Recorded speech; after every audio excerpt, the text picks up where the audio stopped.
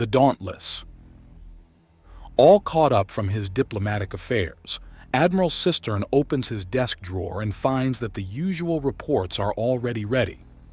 They hadn't strictly been there when he entered the office, but if he didn't let Sir Philip have his fun in his own way, then it wouldn't end well for anyone.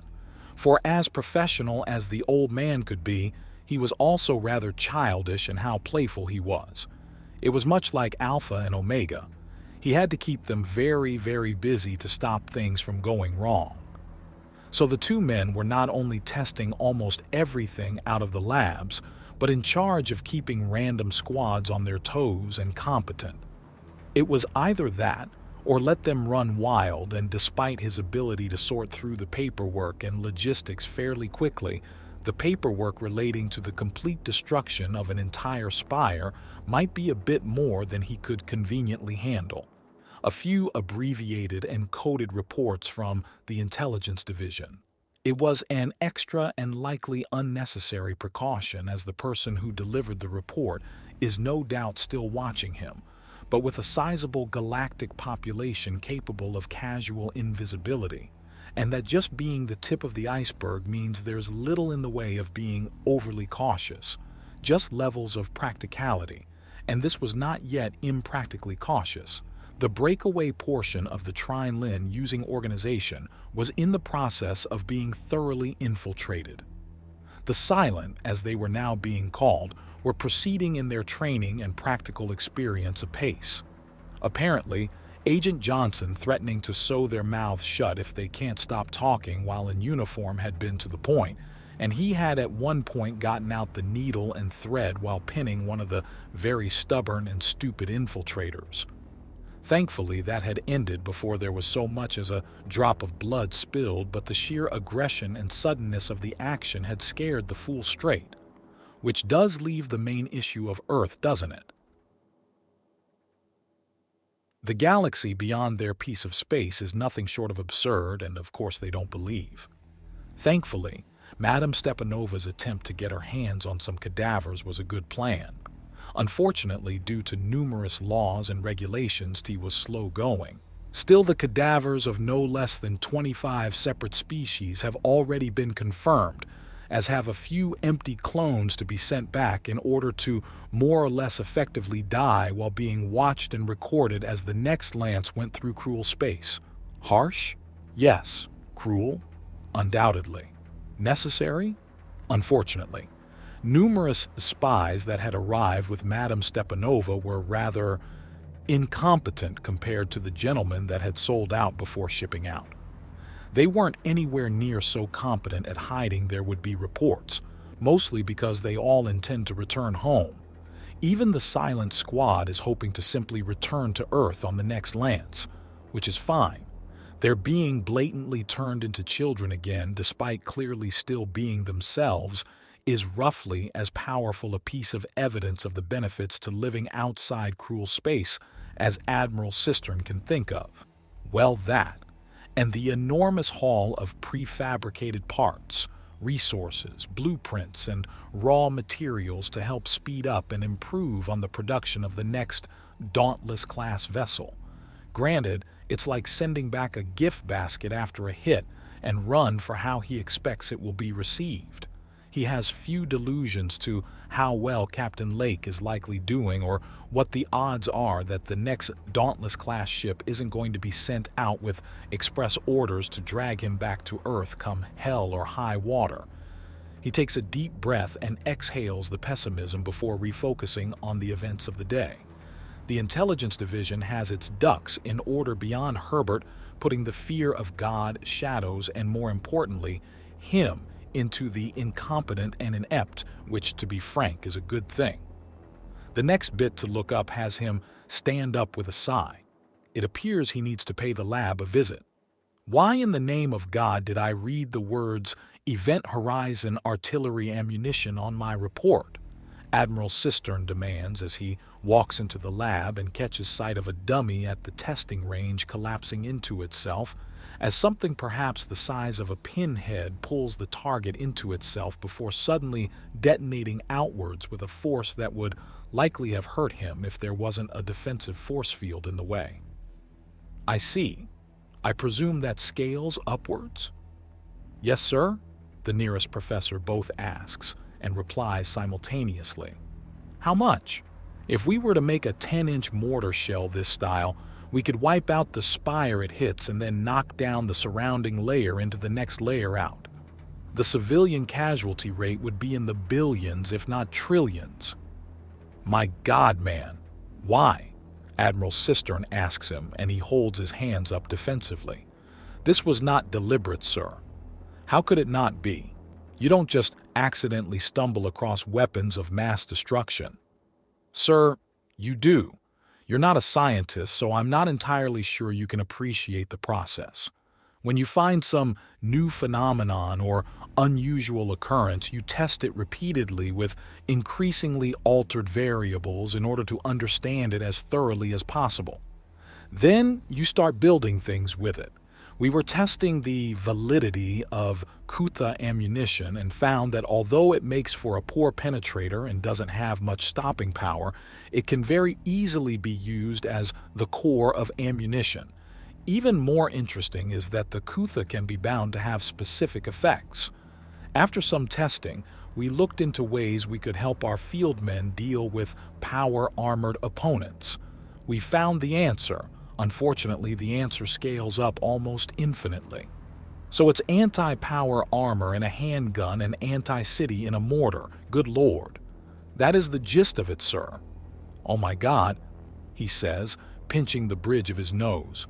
It had been a good day. Now he has to tiptoe around the newest weapon of mass destruction. Is there a level in which the weapon is ineffective at, or was that almost in front of the infinity for my own comfort? These weapons are one and done. They scatter all the axiom in an area to such a degree that we cannot make use of repeated shots. Furthermore, it doesn't go beyond city cracker level, the scientist says, and Admiral Cistern calms a little. But it's still at a level where it's comparable to orbital bombardment arrays that have been used to wipe cities and smaller continents off of worlds. Yes, sir, but we're still outgunned with continent crushers.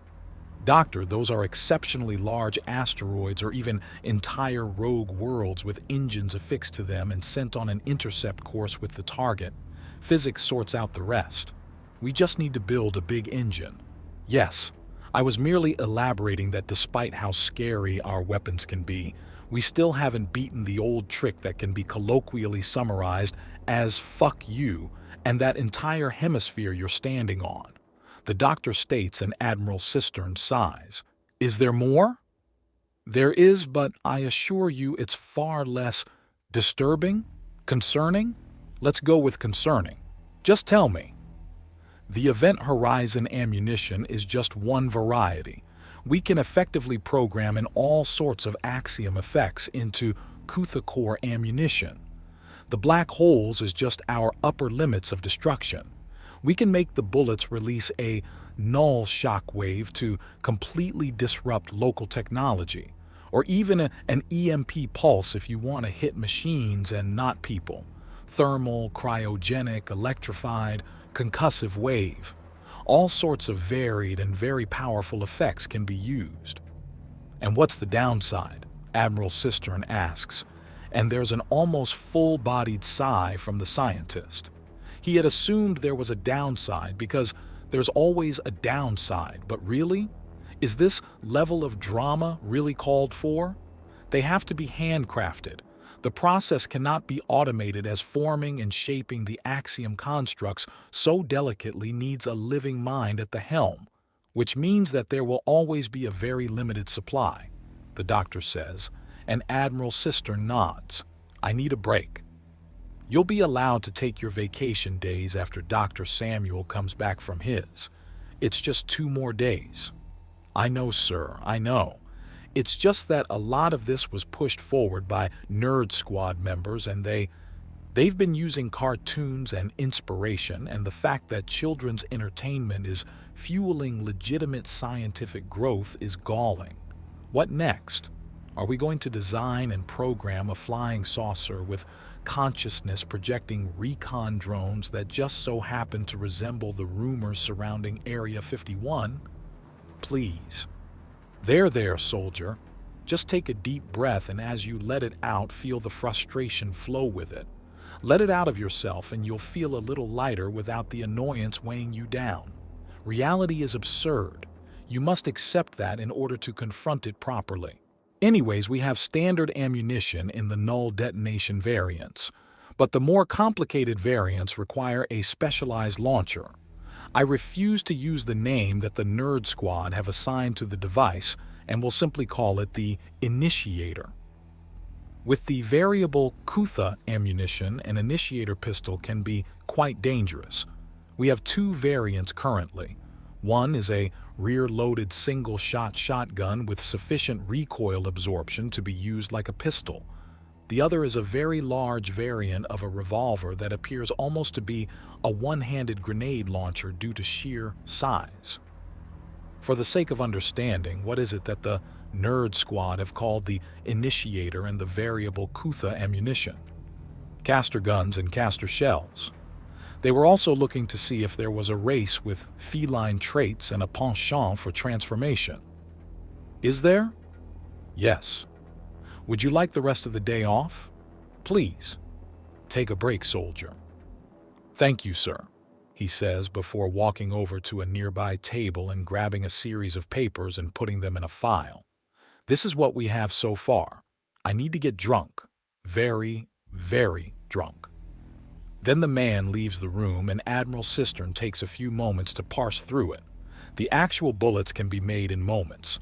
The problem is that the cores require extremely fine details that cannot be machine replicated and need the touch of a living and aware mind.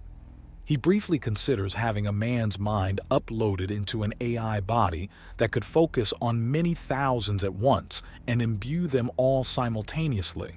But the question of mental breaks and the need for personal and emotional stability is an issue. Not many people can be comfortable and calm as a factory line, and few of those who can would have shipped out with him, if any at all.